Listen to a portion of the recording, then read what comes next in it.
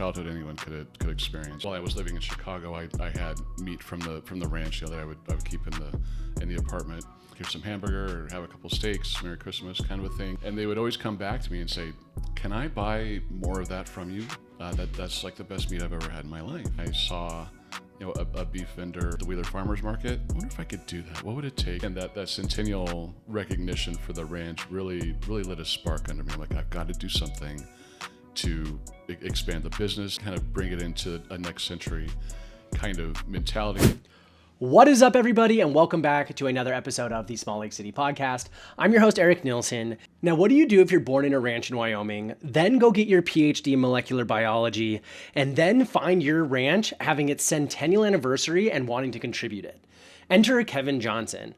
Now, this is Kevin's story, as he was born and raised on a ranch, but then pursued a very different career.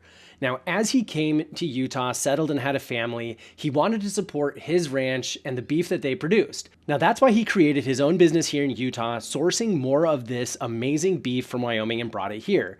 Now, he started at the farmer's market and now sources a lot of the beef for some of your favorite restaurants. Now, it's a great story of how to support your family business, have a side hustle, and also be a great example for your family. So let's jump into it, and I'm excited for you to hear more about Kevin's story. But yeah, no, Kev, I'm excited to talk today because it's interesting to learn kind of all of the various like rabbit holes and industries and verticals in Salt Lake and kind of the intersection of them all. There's some that don't necessarily get like the visibility I think that they're deserved, especially when you think about people that, literally by the sweat of their brow and work and breaking their back to do it.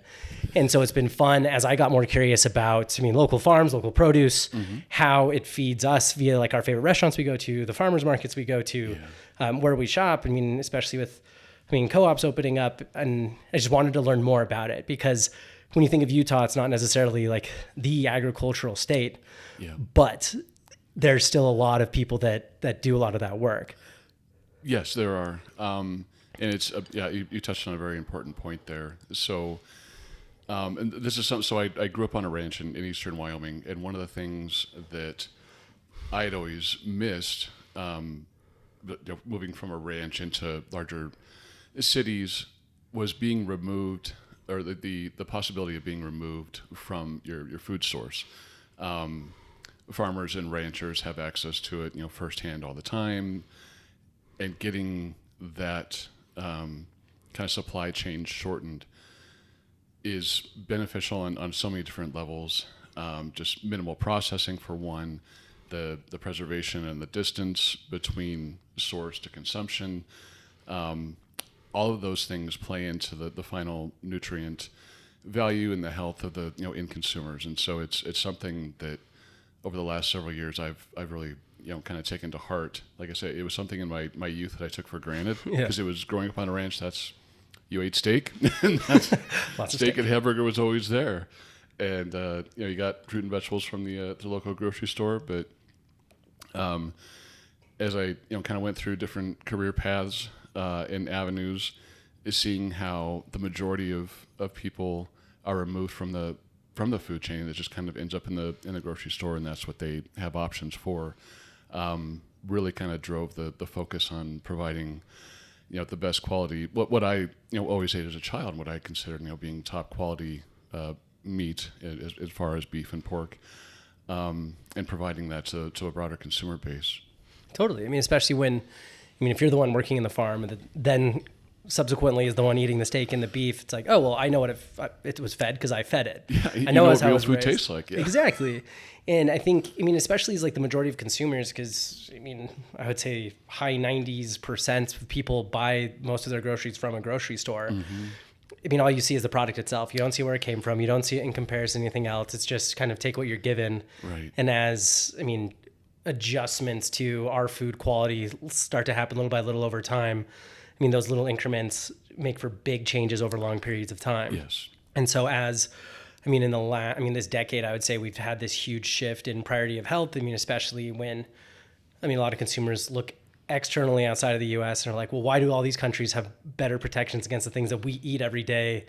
And I mean, there's a lot of very strong opinions on it, and I don't want to get into the minutia of that, but I think everyone can agree the less steps in that supply chain, the less hands in it all, the less like financial engineering to make it all work, everybody benefits. Yeah, absolutely.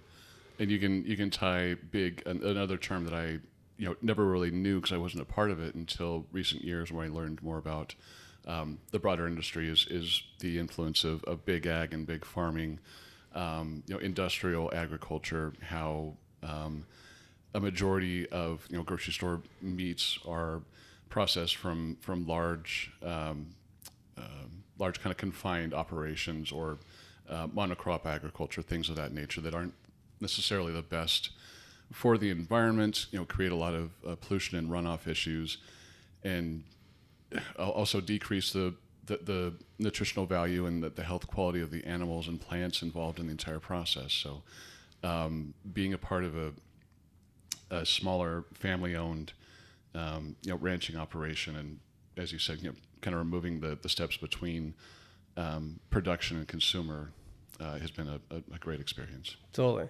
And I love, like, and you can taste the difference. Like, I mean, if you go to somewhere that just peddles modified Cisco of how you decide to do the modification compared to, I mean, it's a term that a lot of people have used over the times and kind of lost a lot of its values, like that farm to table of being like, this is where this came from. This is how it was treated. This is how what it ate. And to now like realizing the same thing, because you can't make something quality from bad ingredients, no matter how much you think you can. Or, but I'm also really curious about, because I always love this, because a couple other farmers I've talked to have had this same sort of career path that you alluded to, where it was a part of your youth. You're like, okay, like I grew up doing this. There's probably a couple people's like, go do something else, or I don't want to be here. I want to get off the farm. Yeah. But then somehow you find this coming full circle and coming back to it. But talk to me what that was like.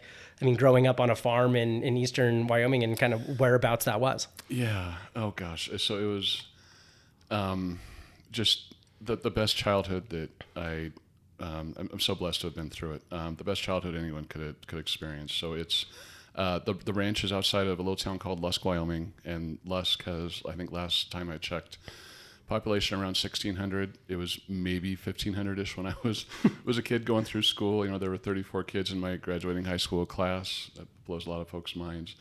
But yeah, it was just everything that I ever knew, up until going to college. And so it was hard work. I was always trying to get away to get into town to hang out with friends or play baseball or basketball or whatnot. But always summers were full of branding calves and running hay equipment, feeding calves in the winter,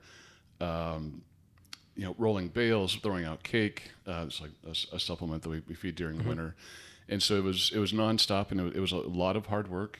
Had a lot of formative experiences on work ethic and what it really takes to really devote yourself to something. And it, after, so I went to college, University of Wyoming, in biology, and just kind of, I'm not really sure how, but just kind of stayed in the path and ended up in graduate school, and then did. And at that point, were you like, oh, I'll go back to the farm, or were you thinking, what else is there out for me, or what do I want to go do? Yeah, it hadn't even occurred to me at that point. So all the way through my 20s, I was, science focused and in academic research, which is kind of an odd path for a country kid. But went through graduate school, did the postdoc thing, got a job in Chicago. So what did you get your PhD in? Molecular biology. Okay, because my girlfriend's getting her PhD in chemistry, so I'm like, I'm now like learning about this work, because like as soon as I was done with like my undergrad, I was like, we're good. Like I can take it from here. And so the thought of like, geez, coming on 4 years of undergrad, and now it'll be about 5-6 years of post-grad, and I'm just like, good to be done. So I was curious about kind of what that was. But yeah, molecular biology, and that whole grind to do it. It's a lot to learn, but it's so interesting to see how much work it takes, but then also like, and agree if you can agree or disagree, I'm curious your take on it, but like there's so much of it, it's just like heads down in school and work, that it's hard to have like pull your head up and being like, oh, well, this is where I want to go next. It's just so focused on what you're doing at the time. Right. It is. And it's, an incredibly focused field, very niche. And once you kind of get into that groove, it is, as you mentioned, kind of hard to look around. You're very focused on the next step, either experiment wise or papers, grant submissions, things of that nature. So it's you really can get lost in the minutia. It's like two very different, like, hard work, head down, and like such an interesting like pendulum swing the opposite direction from, hey, there are no holidays for animals and they still got to eat and we still got to go put on and go muck the stalls. But on the other side of the pendulum swing, it's like, oh, I still got to do this experiment and like this grant's due by this time, or I have to, like, there's just so much. Long hours and weekends are involved in both fields, and so it was easily transferable. They seem like from a distance, you're like, they could get more opposite what happened there, but the transferable skills and work ethic definitely applied to both areas. Yeah. And so, yep. So you do postdoc for a little bit. And then as you kind of wrap up PhD and kind of think about what that phase looks like, what were some of the opportunities you were looking at, and where did you end up settling? So I'd gone into kind of the research field hoping to be one of those kind of reclusive professors that had a house in the country and owned horses and maybe some cattle, but went in to teach different biology courses because it was just so fascinating to me. That was the kind of disillusioned or a delusion. It sounds like a fantastic life. It does. And I saw in Wyoming. That's who I saw. Like all my favorite professors. That was their life. I'm like, well, I want to do that. I can bring in the ranch life that I always loved and explore like the intellectual curiosity and keep challenging myself in the biology field. And so that was where I wanted to go. Now after postdoc, so I was at USC in Chicago. Those prospects seemed really, really thin. Grants, the funding levels were getting thinner and thinner. The transition into specific areas that geographically that would allow that were really thin. I knew I wanted to go back west, and the opportunities were just not really there. And so it kind of started the path of opening my eyes. Especially going from eastern Wyoming to southern California to Chicago. That's got to get you all sorts of unique perspectives from the whole gambit. It was from Wyoming to Indiana. So okay, got it. Notre Dame is in South Bend, Indiana. Then Notre Dame to University of Illinois, Chicago. But yeah, it was an incremental step up in population and densities and different cultures, which was a bit of a growing period for me personally. Like I said, growing up on a ranch, that was multiple eye-opening experiences along the way. And then finally got to the point where an opportunity opened up here as for a research scientist with the University of Utah, Department of Medicine, and just jumped at it. Came out closer to family, and so it's really, it was a great move, and that's what kind of brought me to Salt Lake. Yeah, it's always interesting to hear, there's a lot of people from Wyoming that move here because it's like, oh, I don't want to be outnumbered by cattle, right. But I also don't necessarily want that full pendulum swing of a Chicago or like a bigger city. And it's nice. Salt Lake is you're not lost in this huge, metropolitan area, whichever one, and it's synonymous. Exactly. But it's also kind of like this nice intermediary of because there's only so many opportunities in Wyoming, great place, but there's just limited opportunities, but that opens up exponentially for here. And then to your point, you're still close to home, and drive through, take the windy 80 as we were talking about, and you're back. So it's kind of because everybody wants to be closer, especially in that late 20s, early 30s, you realize life is a lot easier with your family nearby. Yes. Yep. You can't wait to leave. And then once you're out, you're like, you know what? That was really the good life. How do I get back there? And so, and then after, I didn't start doing farmers markets until about around 2020.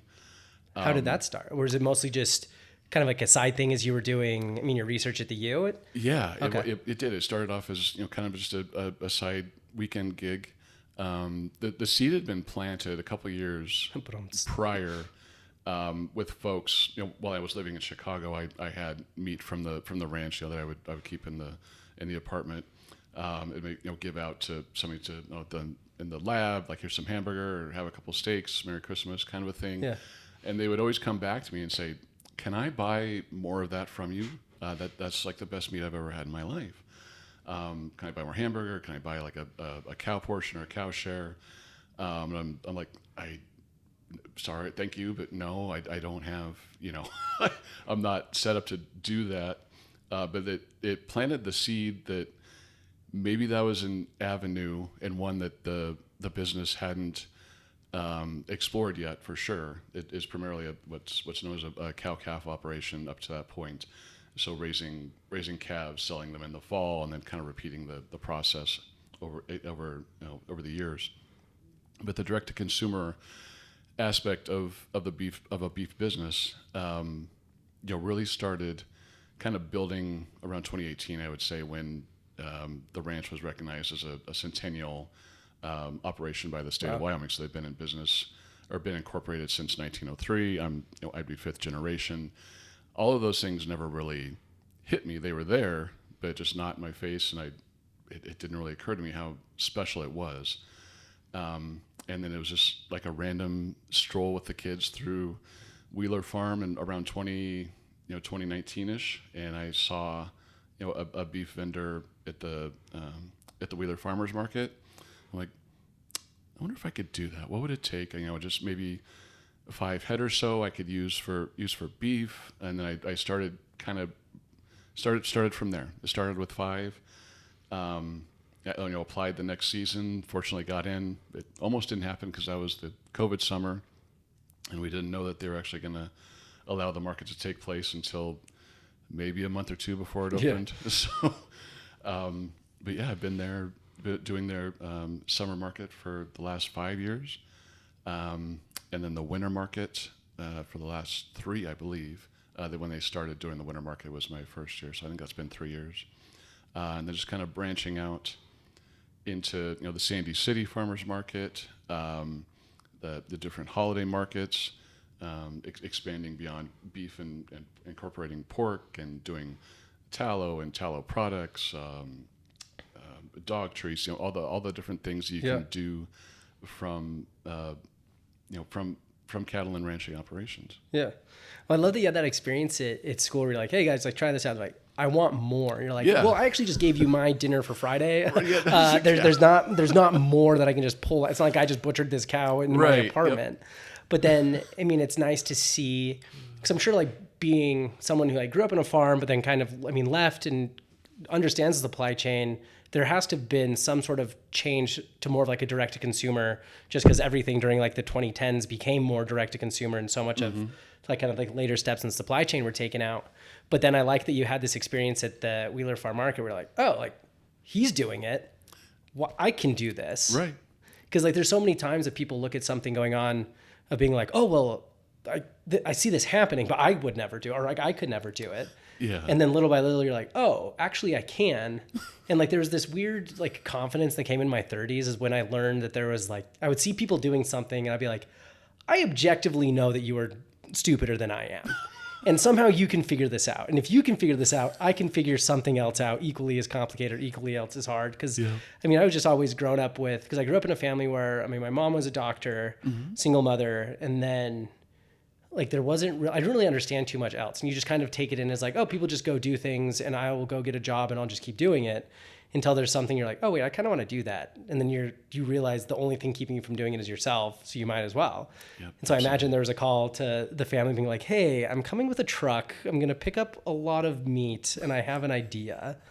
And it sounds like it worked out. I imagine there's a lot of people that came back every week to be like, I got some beef last time. I need 20 times as much. Yeah, it's grown exponentially every year since. And it was I know they're going to listen to this, but honestly, they were my parents were, I think, a little skeptical at first. Like, well, how are you going to do that? How does that work? And I'm like, I don't know. I'll just figure it out along the way. But it's it was something that, and again, that centennial recognition for the ranch really lit a spark under me. I'm like, I've got to do something to expand the business, to kind of bring it into a next century. kind of mentality, incorporate e-commerce and incorporate direct to consumer. There's so many things that we can be doing, but we haven't been. It's a great product. Somewhere along the line, I tried grocery store beef just out of curiosity, and it's a night and day. It was a night and day comparison. I never did it again. Yeah. So, the markets, the customer base. I have a large regular stream of return customers that have my cell phone number. They text me orders. They don't even go through the website. They call or text me.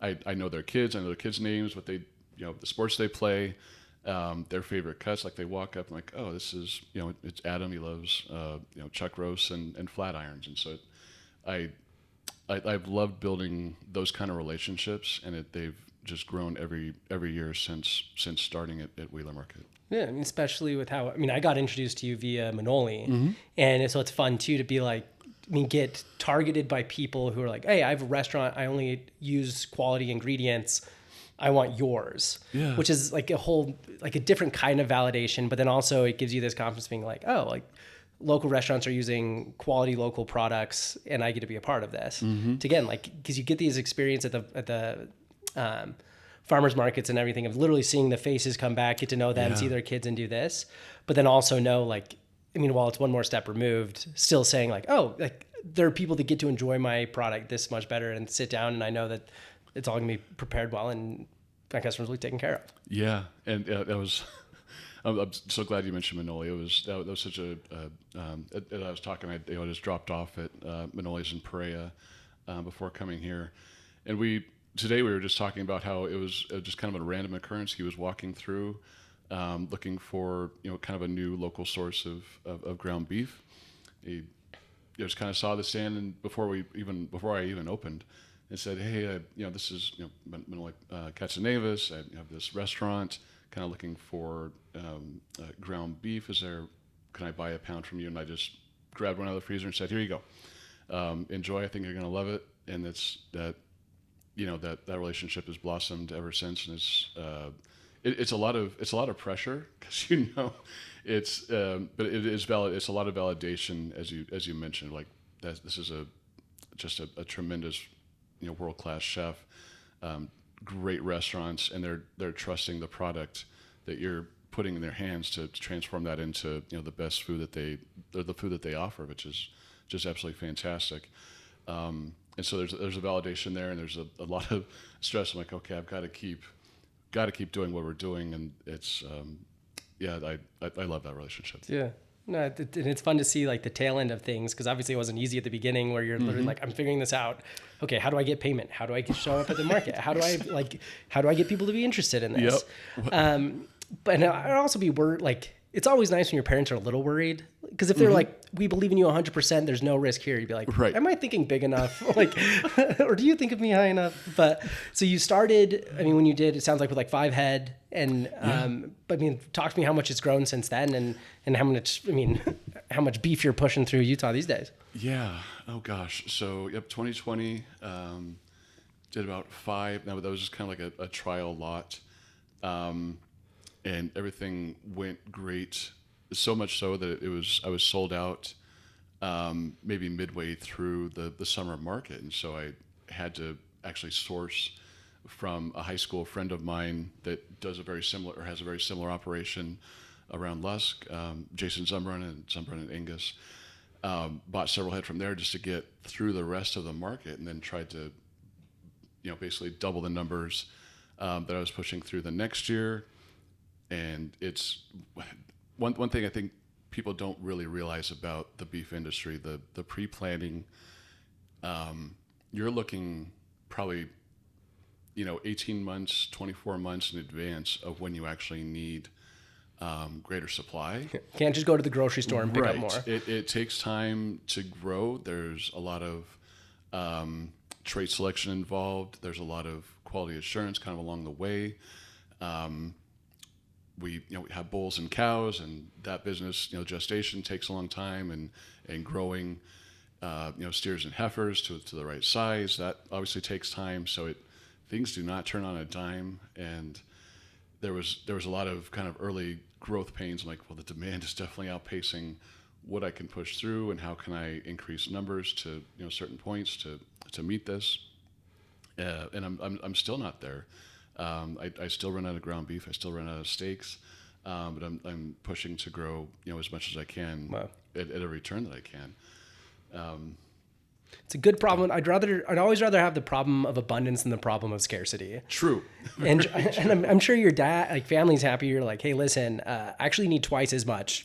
Hey, I need twice as much again. Yep. Hey, shocker, I also need twice as much. And then they're like, well, are you sure? Like, last thing we want to go do is buy, twice as many cattle at the auction, and hoping that it all comes back around. Yeah, well, these are cattle that were actually growing on the ranch that we're feeding. It's not, we're not. I only had to source that one time because I had no other options. But yeah, and so my folks are still on the ranch, and they handle all of the feeding through the winter. I go back to move cattle or ship to the processor, do the vaccinations and things of that sort. But the vast majority, like the day to day. My parents are still running, so they're like, I don't know if we want to do like more, because they're, in their mid and late 70s now, and so I also have to be careful. Like, I don't want to overwhelm them and put more, keep expanding to the point where they, it becomes like a maintenance problem. Yeah. But, so obviously they're very, very grateful that they're in great health and able to still be involved in that extent, but. Yeah, the whole process definitely takes time, and it's very fortunate position, as you said, to be in the position of needing more and not having more than you actually need. Yeah, because the last thing you want to do is overextend. But how many cattle do they have on the ranch at any given time? It varies. Usually between 200 to 300 is typically the running numbers, and that's honestly down quite a bit. From where like my childhood numbers, where we had multiple ranch hands kind of working out there. My folks have kind of downsized just by necessity over the years, and so it's kind of at that critical point where it's enough to maintain, and we using everything that we produce, but growth. I definitely have a growth mindset. It's a good thing to have. Especially when, and I like that you championed yourself about it. You're like, all right, we're about to become a centennial ranch. It's fine if everything keeps going as it is. Family ranch, growing, provides income, whatever. But it's also another thing to say, hey, you know what? Actually, I kind of want to make this better. Like, make this more, because I would imagine the amount of work that takes into growing it isn't as much as the growth and the benefit from it. Mm-hmm. So it's like, we can keep doing arguably the same thing, or we can change a couple of things and do a lot better. Yeah. And it does take a little bit of creative thinking, because parents in their late 70s probably, to your point, like, don't want to sign up for more. Right. They're trying to wind it all they down. They were not looking for more work. That was That was me, and it's I guess I see it as a responsibility for the next generations too. What can you? I don't remember the exact quote, but it's something to the effect of where I am, I stand on the shoulders of giants. Yeah. And so this is all built on prior generations, and it really hit me during that time as a responsibility, that this is something that's much greater than me. What can I do to contribute to help it grow and expand and adapt to the times?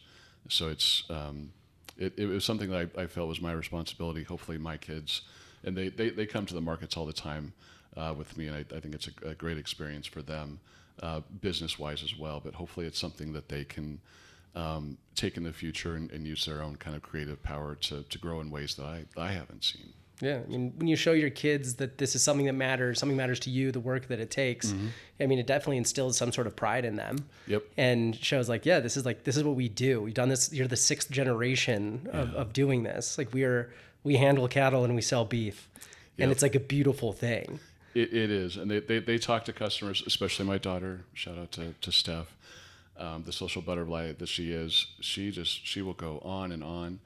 With complete strangers, folks that just walk up that are new to the business, and tell them all about it, tell them about her favorite horse and riding. The important things. Exactly, the most important, yes. Her favorite horse, Scarlet. and all the things that they do at Grammy and Grampy's Ranch, and this is just the best beef they've Sounds ever. like the best salesperson you can ever have. They are. Oh gosh, yeah. So I do as a side note. I started selling tallow balms, which is a skin lotion moisturizer. I want to say about 2 years ago, and so being a skincare product, like Steph was all over that. That was her gig. Like the brothers will not touch it. She had I got her little Q-tips for samples. Any lady that walked by, she just like she got she got them in. This adorable, now beautiful 11-year-old girl, peddling skincare samples. She's one of does a better job at it than I do. Yeah, so it's great to see.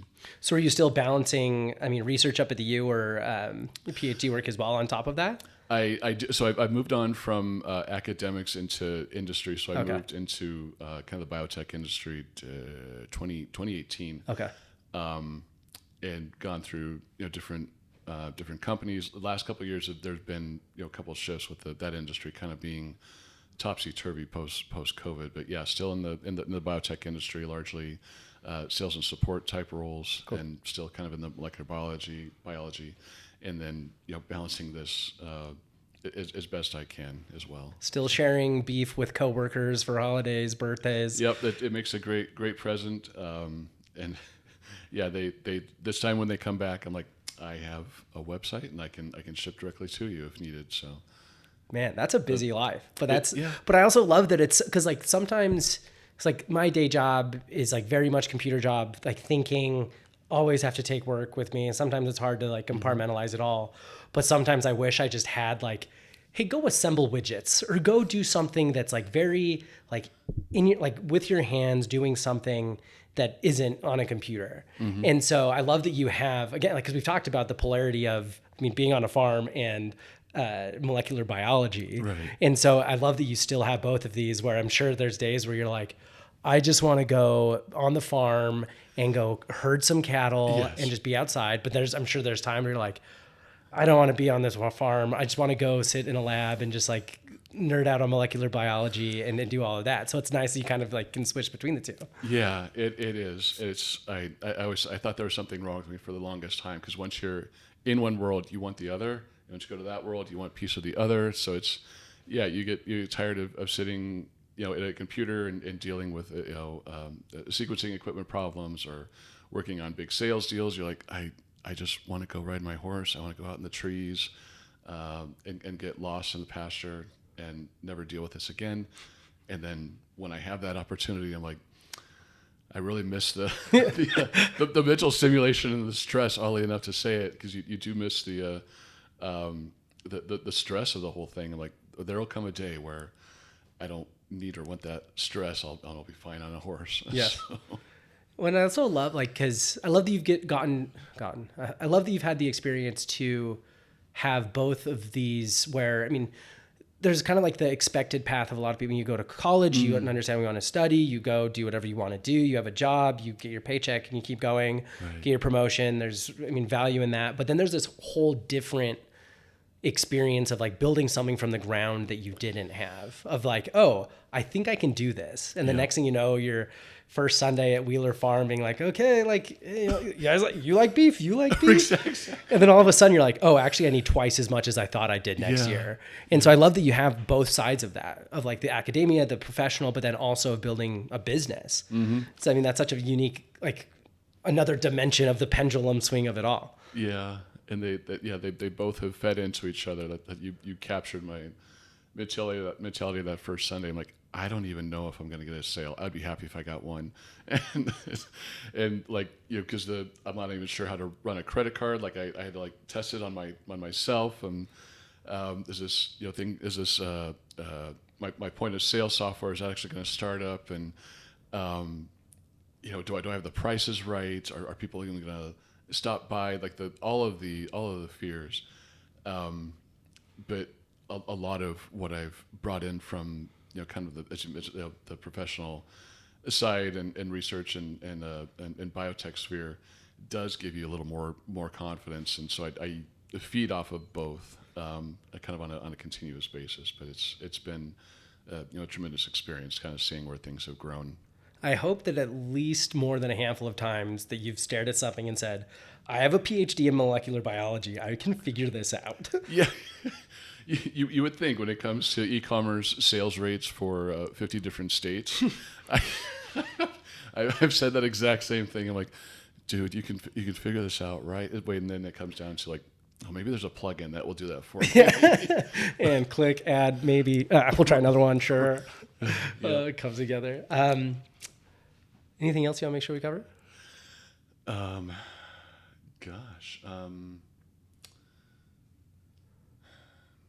Like it's, I'm not sure. Well, that covers, yeah, I mean, most of it.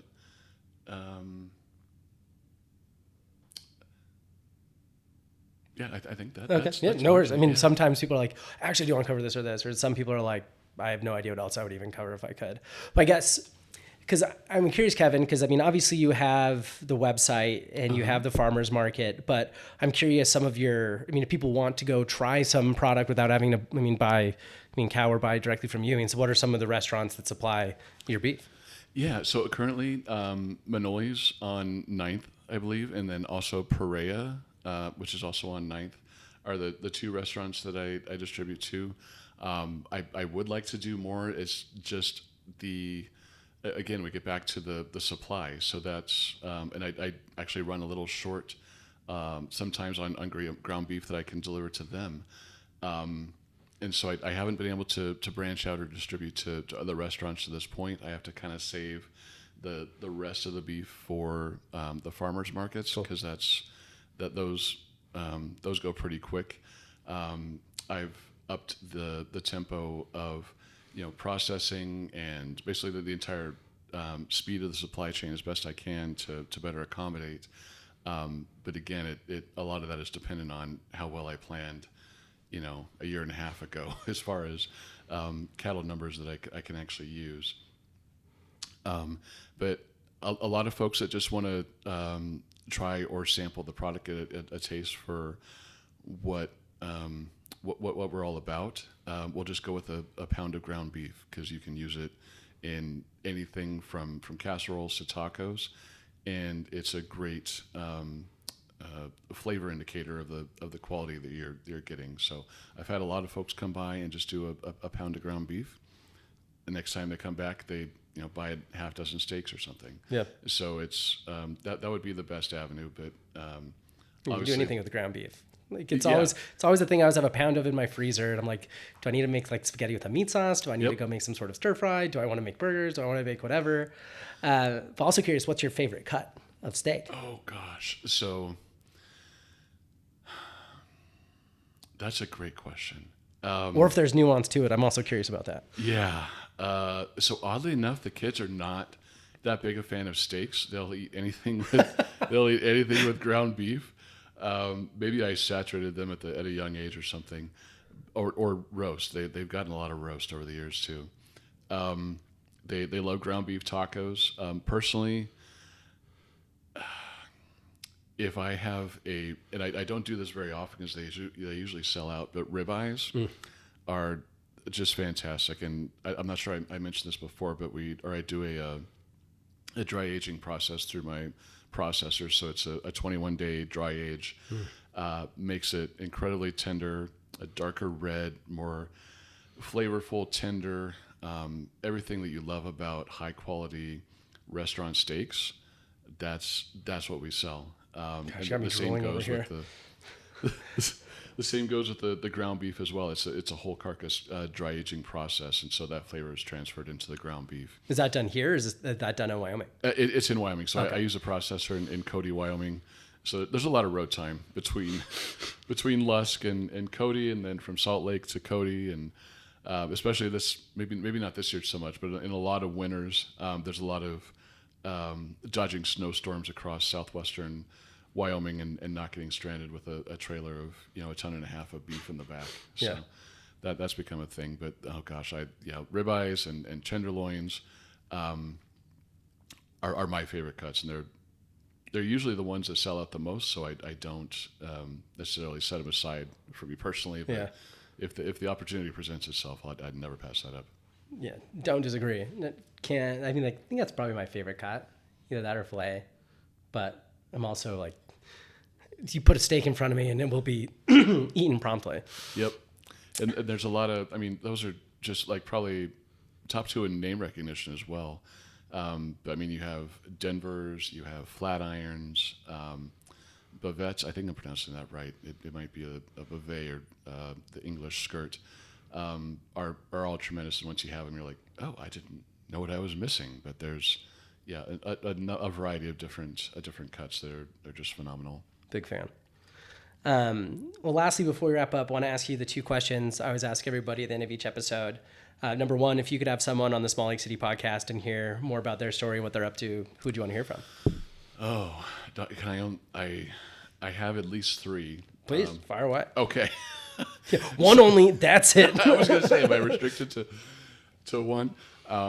So being in the farmer's market atmosphere, you get exposed to small business owners of multiple different varieties, and they're salt of the earth, just great people that had a dream, and this is where it's manifesting in their business ideas that they started at farmers markets. Probably the first person that came to mind, I think I mentioned this in an email a while ago, but Raw Eddie's.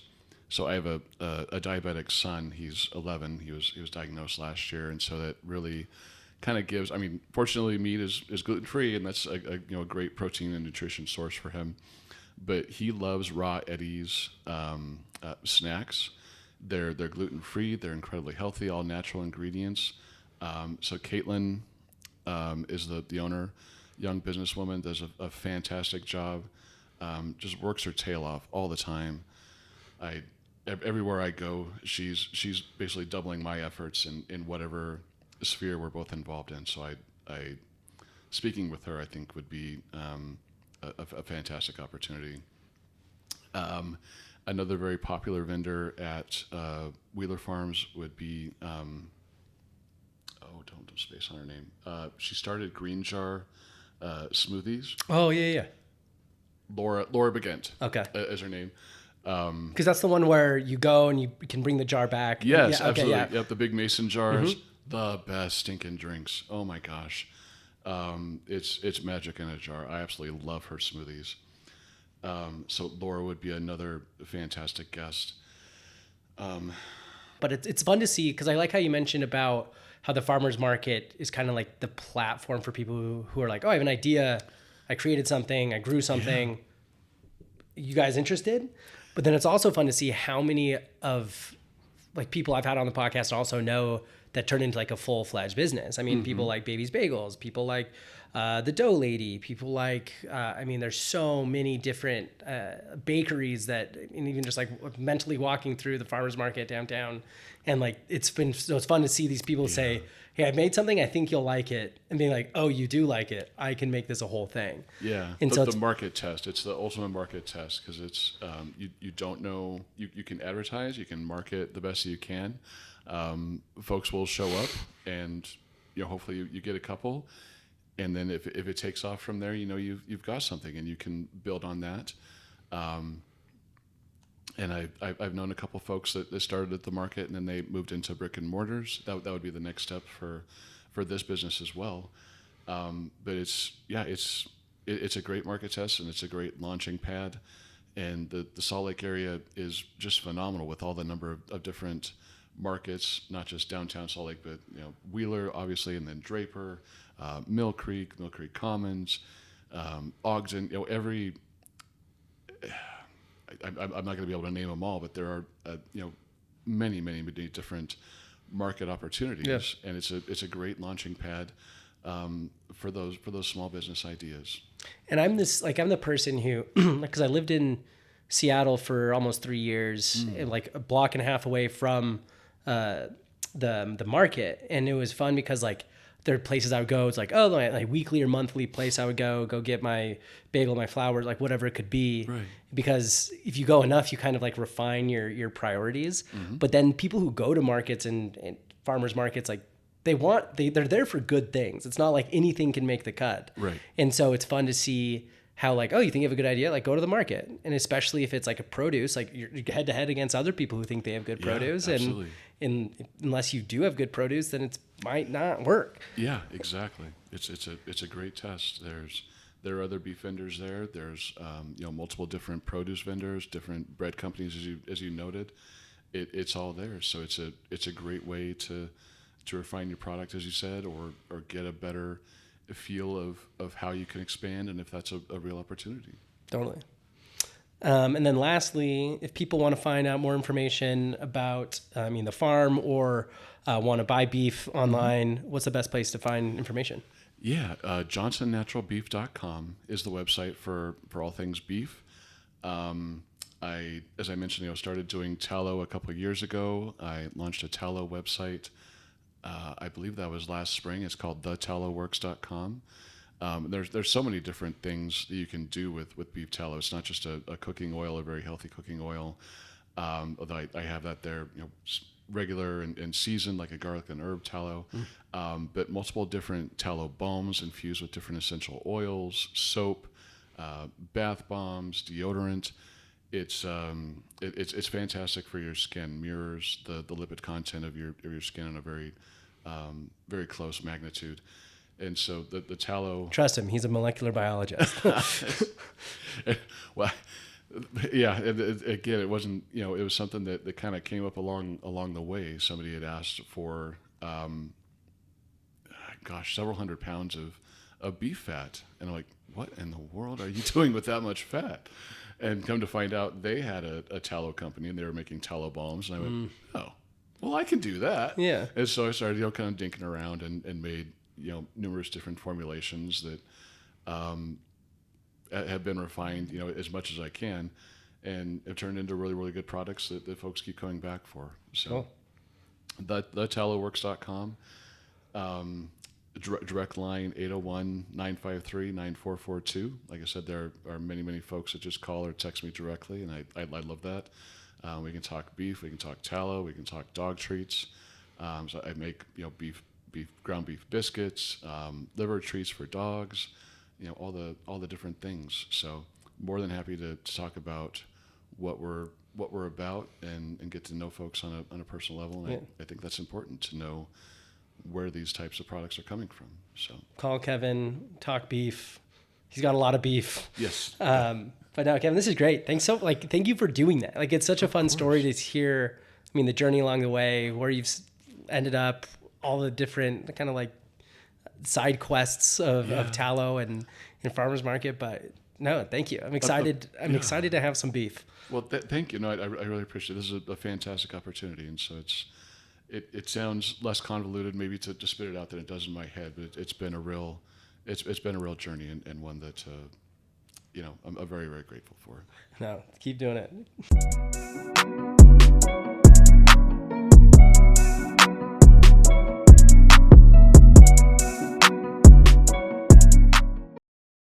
Thank you so much for listening to this week's episode of Salt Lake City Podcast.